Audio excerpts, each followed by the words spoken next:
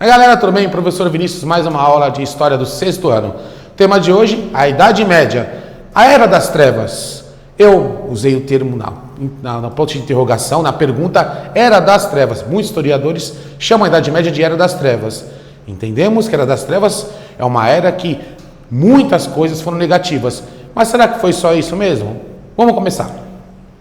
A Idade Média tem um período do século V ao século XV, dividida em Alta e Baixa Idade Média. E ela foi justamente marcada por impérios, tá? Impérios que acabaram mudando a história da humanidade.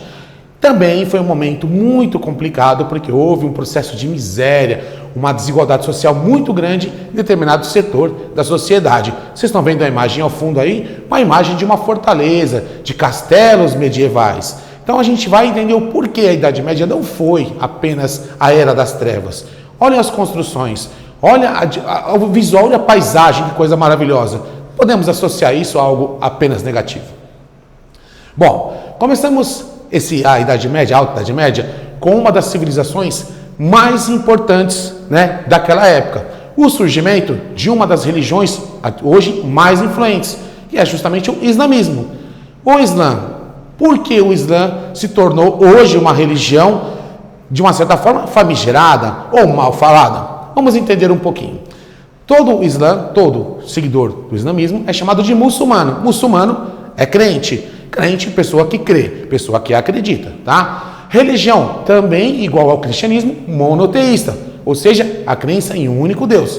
Fundada no século VII, em 622 d.C., tá? Pelo profeta Maomé. Então, todos os seus seguidores passam a ser chamados de califado, ou os califas. E como eu falei do monoteísmo, eles têm a crença em um único Deus. E esse Deus, em árabe, significa Alá. Vocês estão vendo aqui uma imagem do símbolo, tá, do islamismo, essa lua, com essa estrela, essa é chamada pentagrama, tá? E nós temos aqui embaixo a imagem da peregrinação, aquela peregrinação anual, que eles fazem em relação às comemorações, como nós temos em outras religiões, tá? Tudo isso envolve, todo esse processo dos 5 pilares da fé islâmica que nós vamos ver um pouco na frente. Seguidores. Seguidores são considerados as pessoas muçulmanas.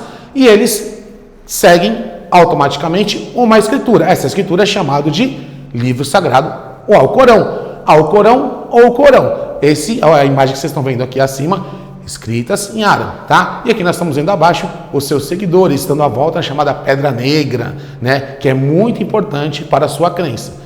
Esses seguidores são divididos em duas linhas, chamadas de xiitas e sunitas. É como se fossem duas linhas conservadoras, duas linhas, porém, bastante específicas para os seguidores do islamismo. E como eu falei anteriormente, eles seguem 5 pilares da fé islâmica. 5 pilares como se fossem mandamentos. Então nós podemos citar ao exemplo de ir a Meca uma vez na vida, se tiver recursos para isso, até chegarmos à questão de doar 2,5% dos seus rendimentos para os necessitados. Mas isso nós vamos ver no decorrer das aulas sobre esses 5 pilares da fé islâmica, que são muito parecidos com os mandamentos do cristianismo e da ordem judaica. Bom, mais uma aula da Idade Média, 6º ano, professor Vinícius, e vamos abordar o tema A Era das Trevas, ok? Então até a próxima aula.